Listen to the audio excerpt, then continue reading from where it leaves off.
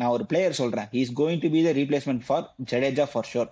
நிறைய பேர் வந்து ஐ பண்ணிட்டு இருக்காங்க, எஸ்பெஷலி சிஎஸ்கே டேலண்ட் ஸ்கவுட்டும் அதை வந்து பாயிண்ட் பண்ணிருக்காங்க. Prashant Veer ideal player for Jadeja to replace.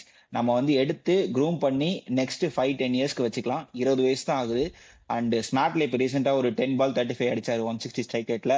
And he took wickets 4 wickets என்னமோ. அண்டர் 23 ரஞ்சி டிராஃபிலையும் ஹி ஸ்கோர்ட் என்ன ஃப்ரெண்ட்ஸ் ஒரு 130 140 ஸ்ட்ரைக் ரேட்ல அடிக்கிறாரு. 14 விக்கெட் எடுத்திருக்காரு. அண்ட் யூபி லீக்ல வந்து man of the tournament close to 300+ run அடிச்சாரு. எல்லாமே more then 150 strike rate and 8 wickets கூட எடுத்தாரு. எக்கனாமிக்கலா வந்து போட்டாரு. ரொம்ப ஜடேஜா மாதிரி ஃபாஸ்டா போட மாட்டாரு, பட் லெஃப்ட்ல கொஞ்சம் ஸ்லோயரா போடுவாரு.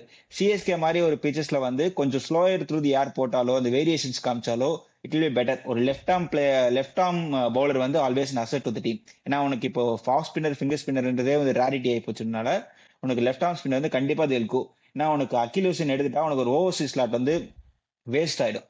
அதனால வேஸ்ட் ஆயிடும் சென்ஸ் லைக் நீ ஓவர் ஸ்லாட் வச்சுட்டேன்னா உனக்கு கஷ்டம் இல்ல. அதனால இந்தியன் டேலண்ட்ஸ் தான் போவாங்க. நம்பர் 6, நம்பர் 7, நம்பர் 8 அந்த இடத்துல still it depends on Dhoni to finish. So நம்ம இப்போ டிரான்சிஷனுக்கான முக்கிய காரணமே தோனி டிபெண்ட் பண்ணி இருக்கக்கூடாதுதான். ஸோ ஒரு ஸ்ட்ராங் ஃபினிஷர் வேணும். ஒரு அன்னோன் கமோடிட்டி யாராவது எடுக்கிறாங்களா, இல்ல வந்து நோன் கமோடிட்டியா ஒரு ஃபாரின் ஆப்ஷன்ஸ் போவாங்கன்னா நீ சொன்ன மாதிரி லிவிங்ஸ்டன் போகலாம். மில்லருக்கு அதிகமா வாய்ப்பு இல்லை, ஏன்னா மில்லருக்கு எடுக்க முடியாது. ஸோ மைக்கேல் பிரேஸ்வெல் அந்த மாதிரி ஒரு பிளேயருக்கு போகலாம். ஏன்னா எஸ்பெஷலி ஒரு ஸ்பின் ஆப்ஷன்ஸ் நான் சொல்றேன்,